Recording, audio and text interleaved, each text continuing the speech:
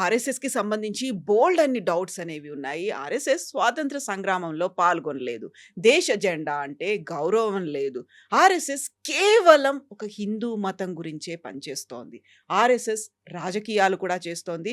ఇప్పుడు ఆర్ఎస్ఎస్ తన strategy మార్చుకుంది. Film పర్సనాలిటీస్‌తో meet అవుతోంది. అందులోనూ వీర్ సావర్కర్‌కి భారతరత్న ఇవ్వాలనేటువంటి డిమాండ్ విపరీతంగా చేస్తోంది. ఆర్ఎస్ఎస్ గురించి ఇవన్నీ అనుమానాలు, అపోహలు మాత్రమేనా? అసలు నిజాలేంటి? మనతో పాటుగా ఉన్నారు మదన్ గుప్తా గారు. మదన్ గుప్తా గారు నమస్కారం అండి. ఎలా ఉన్నారు? నమస్తే. సదా వత్సలే మాతృభూమే. బాగున్నానమ్మా. మీరు ప్రశ్నలు వరుసగా వరుస వచ్చేసాయి. పెట్టేశారు. ఆ! కానీ దీనికి ముందు నేను ఒక కన్ఫెషన్. హ్మ్. I'm not spokes person of RSS. Yeah! Okay. హ్మ్. ఇది నేను ఆర్ఎస్ఎస్కి ఒక స్వయం సేవకుడిని, ఆ! అంటే ఒక మామూలు కార్యకర్తను. ఇవి ఏ చెప్పినా మేము ఆర్ఎస్ఎస్ గురించి తెలుసుకున్నవి మీకు చెప్తాం. ఆర్ఎస్ఎస్ కార్యకర్త అంటే ఎన్నేళ్ల నుంచి, ఎప్పటి నుంచి ఉన్నారు మీరు? అమ్మా, నా 12వ ఏట నుంచి అమ్మా. హ్మ్. ఇప్పుడు ఎన్నేళ్లయింది? 67 ఇప్పుడు. ఓహ్! 55 ఏళ్లుగా ఉన్నారు మీరు ఆర్ఎస్ఎస్ స్వయం సేవకుడిగా. ఇప్పుడు మోహన్ భగవత్ గారు ఒక మాట అన్నారు. 75 ఏళ్ళు వచ్చే వరకు ఒక ఆర్ఎస్ఎస్ చీఫ్ సర్ సంఘ్ చాలక్‌గా ఉంటారు. ఆ తర్వాత చివరి రక్తం బొట్టును కూడా ఆర్ఎస్ఎస్ పీల్చేస్తుంది అనేటువంటి ఒక మాట అన్నారు. సో, ఆయనే ఉంటారా? ఆ తర్వాత సక్సెసర్ ఎవరైనా వస్తారా? ఎవరు ఏంటి అనే దాంతో అమ్మా, కీలకమైనటువంటి వ్యాఖ్యలు. ఇక్కడ ఆ నియమాలేం లేవు. హ్మ్. సరసంఘ చాలక్‌గా ఎవరైతే ఉంటారో వాళ్ళు ఇక నేను ఈ బాధ్యతను నిర్వహించలేను, కంటిన్యూ చేయలేను అనుకున్నప్పుడు వారి తర్వాతి వారికి ఆ బాధ్యతను అప్పగించి వారు విశ్రాంతికి వెళ్తారు. ఇప్పుడు దాకా జరిగింది కూడా అలాగే. హ్మ్. డాక్టర్జీ చనిపోతూ గురూజీకి ఇచ్చారు. అవును. ఆ తర్వాత వాళ్ళు కూడా వాళ్ళు ఇక మేము ఈ కార్యభారాన్ని మేము నిర్వహించలేము అనుకున్నప్పుడు వారి సక్సెసర్ని ఇచ్చేసి వెళ్తారు. ఎన్నికలు లేకుండా. ఎన్నికల అవసరం ఏమున్నది? ఇక్కడ ఎవరూ పదవుల కోసం పోరాడరు, బాధ్యతల కోసం పోరాడతారు, పని కోసం పోరాడతారు, సేవ కోసం పోరాడతారు. మేము నేర్చుకుంది అది. హ్మ్.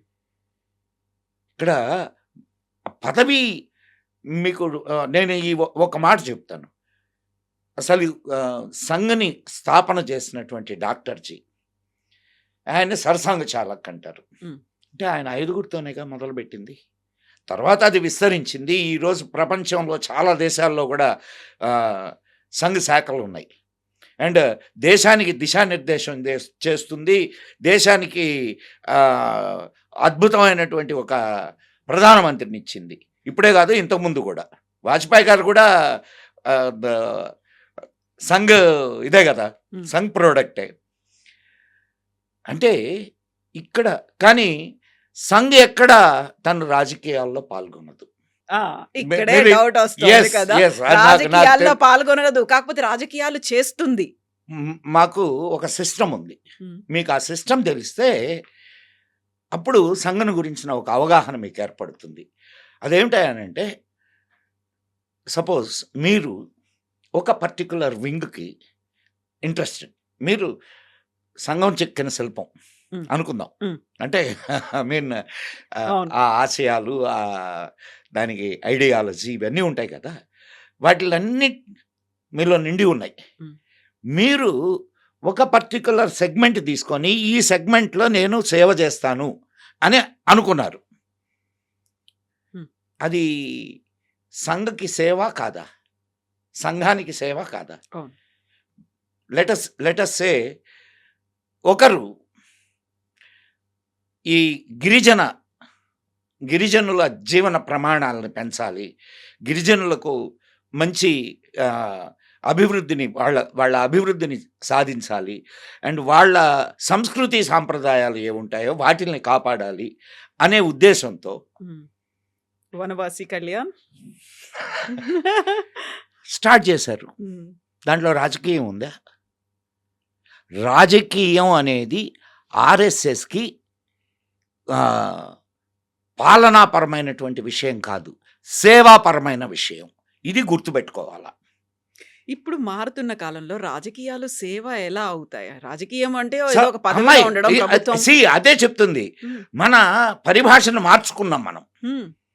మనం పరిభాషను మనం ఎంతగా దిగజారిపోయామనంటే, ఒక తగాదా వస్తే కూడా రాజకీయం. అవును. లేదు ఏదైనా ఇదేస్తే రాజకీయం. రాజకీయం అనేది సేవకు సంబంధించినది. ఇప్పుడు నీకు ఓటేస్తున్నావు నువ్వు. ఎందుకు వేస్తున్నావు ఓటు? నీకు సేవ చేస్తాడనే కదా. అవును. అంటే అక్కడికి వెళ్ళేటటువంటి వాడు నీ సేవకుడా కాదా? హ్మ్. అవునా కాదమ్మా? మన సేవకుడు అనుకుంటాం. వాళ్ళ తర్వాత నాయకులయిపోతున్నారు. మోడీ అనుకున్నాడా? మోడీ నేను పెద్ద సేవకుడిని అనుకున్నాడు. కారణం ఏందంటే ఆర్ఎస్ఎస్ ఇచ్చినటువంటి ఆ ఐడియాలజీ. హ్మ్. నువ్వు పెద్ద సేవకుడివి, నువ్వు నాయకుడివైతే అయి ఉండొచ్చు, కానీ నీ బేసిక్ ఇదేంటి? సేవ చేయాలని కదా అక్కడికి వెళ్ళావు. అవును. సేవ చేయడం కోసమే కదా ఆ అధికారం. మరి అది దాన్ని మర్చిపోయి నువ్వు నేను రాజును అనుకుంటే, ఇప్పుడు వీడున్నాడు ఎవరు, రాహులుడు, అక్కడికి వెళ్ళింది దేనికి? ఏ ఏ ప్రమాణాల కోసం వెళ్ళావు అక్కడికి? సేవ చేస్తామని వెళ్ళావా? నాయకత్వం కోసం వెళ్ళారు. నాయకత్వం. ప్రతిపక్షం అని అంటే ఏంది చెప్పమ్మా నాకు? ప్రభుత్వం ఏమైనా తప్పులు చేస్తే ఆ లోపాలను ఎత్తి చూపించడం, ప్రజల కోసం అనేది పనిచేస్తూ వాళ్ళ వాయిస్‌ని అంటే వినిపించడం. వాళ్ళు మంచి చేస్తే, తప్పులు చేస్తే సరే హ్మ్. నువ్వు ప్రశ్నించవచ్చు. మంచి చేస్తే, మంచి మంచి చేస్తే చేస్తూ ఉంటే. ప్రజల కోసం యాక్సెప్ట్ చేయాలి దాన్ని. ఇప్పుడు జరుగుతున్నది ఏమిటి? 4 రోజుల నుంచి సభ జరుగుతున్నదా? ఎంత లాస్ దానివల్ల? ఐడియాలజీ లేకపోవడం వల్ల జరిగేటటువంటి పరిణామం ఏందో మనం రాహుల్జీని చూస్తే తెలుస్తుంది. ఐడియాలజీ ఉన్నందువల్ల వచ్చేటటువంటి ప్రయోజనం ఏందో మోడీని చూస్తే తెలుస్తుంది. Is it clear? కాకుంటే మీరు ఆర్ఎస్ఎస్ సేవకుడు, ఆర్ఎస్ఎస్‌కి సంబంధించి అక్కడి నుంచి వచ్చినటువంటి ఒక కార్యకర్త కాబట్టి ఇప్పుడు మోడీ ఏం చేసినా కరెక్ట్ అవుతుంది. రాహుల్ ఏం చేసినా నేనేం తప్పు అట్లా అనడం అనేటువంటి లే. భావన ఉంది అని. మీరు మళ్ళా తప్పుగా, మోడీ తప్పు చేస్తే మోడీని విమర్శిస్తాం కూడా. మీకు ఇంకో సంగతి తెలుసో తెలీదో, హ్మ్. చాలాసార్లు ఆర్ఎస్ఎస్ బీజేపీతో విభేదించి దూరంగా ఉంది. అవును. తెలుసా మరి? అవును. సావు తప్పి కన్ను లొట్టబోయిన పరిస్థితులు ఏర్పడ్డాయి బీజేపీకి. అంటే నేను ఇది విమర్శ కోసం చెప్పడం కాదు. మేము వద్దు అనుకున్నప్పుడు ఎస్ డూ ఇట్. ఇప్పుడు నువ్వు అక్కడికి ఇప్పుడు సంఘ్ రాజకీయాలలో మన ఐడియాలజీకి సంబంధించిన వాళ్ళు ఉండాలి అని చెప్పి నీలాంటి కార్యకర్త ఒక ప్రపోజల్ తీసుకొని వచ్చాడు. హ్మ్. నీకు ఊరికే యాహ్! ఉదాహరణ చెప్తున్నా. యాహ్! ఇప్పుడు వనవాసి కళ్యాణ్ హ్మ్. అది సేవా మార్గం. ఇది కూడా దేశ సేవ. ఇది మాకు అంటే సంఘ ఉద్దేశంలో ఇది మాకు కిరీటాలు కావు. హ్మ్. ఇది సేవ. ప్రజలకు సేవ చేయడానికి ది బెటర్ వే అది.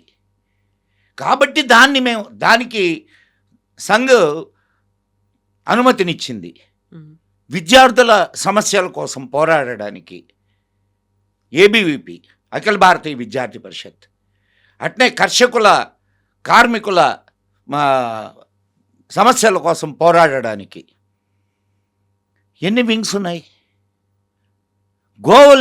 గోవులకు సేవ చేయడానికి గోసేవ, గ్రామాలకు సేవ చేయడానికి గ్రామ వికాస్, విద్య కోసం సరస్వతి శిశు మందిర్. సరస్వతి శిశు మందిర్. ఇవన్నీ దేనికోసం చేస్తున్నాం? సేవ కోసమా లేకపోతే మా స్వార్థం కోసమా?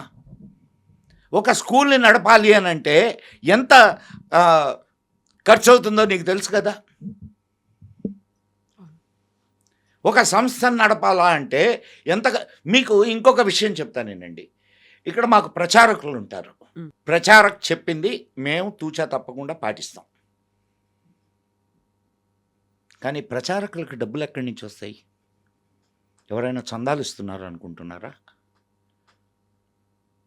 సంవత్సరానికి ఒక్కసారి గురుదక్షిణ కార్యక్రమం ఉంటుంది. హ్మ్.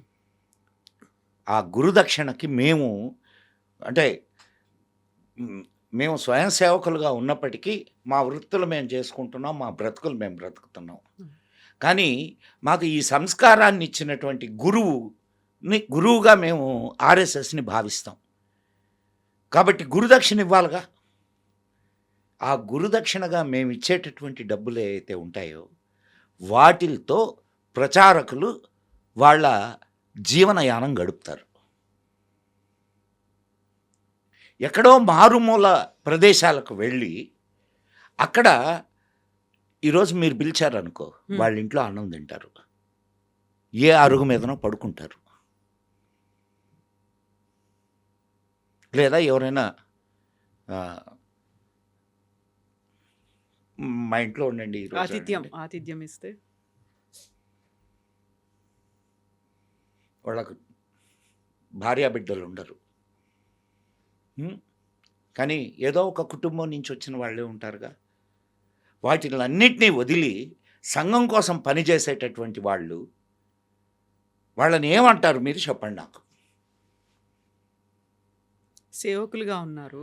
అయితే దేశం కోసం సేవ వాళ్ళకంటే ఋషులు ఉన్నారమ్మా. వాళ్ళకంటే ఋషులు ఉన్నారా చెప్పండి. సేవ చేస్తూ ఇదే మా బ్రతుకు, హ్మ్. ఇదే మేము చేస్తున్నటువంటి గొప్ప కార్యం అనుకునేటటువంటి వాళ్ళు ఎంతమంది ఎన్ని చోట్ల ఉన్నారు. అటువంటి వాళ్ళు కొన్ని వేల మంది ఉన్నారు ఇక్కడ. సేవ చేస్తున్నారన్నప్పుడు కూడా మత ఛాందసవాదం అనేది ఆర్ఎస్ఎస్‌లో విపరీతంగా ఉంది అనేటువంటి ఒక మతము విమర్శ. అనే మాట మాట్లాడకమ్మా, దయచేసి మతము అనే మాట మాట్లాడకు. హ్మ్. హిందూ అనేది ధర్మము, జీవన విధానము. భారత్ అమ్మ, ఈ దేశం పేరు ఏం పేరు నాకు చెప్పు. భారతదేశం. హిందుస్థాన్. ఈ దేశం నుంచి పాకిస్తాన్ వెళ్ళిపోయినటువంటి ఇక్బాల్ కూడా హిందూ సీతా హమారా హమారా అనే పాడాడు. హ్మ్. అవునా? హ్మ్. హిందుస్థాన్ ఇది. ఇక్కడ ఉండేటటువంటి ప్రతివాడు హిందువే. ఇక్కడ ఉండే ముస్లింలు, క్రిస్టియన్లు ఎక్కడి నుంచైనా వేరే చోట నుంచి వచ్చారేమమ్మా?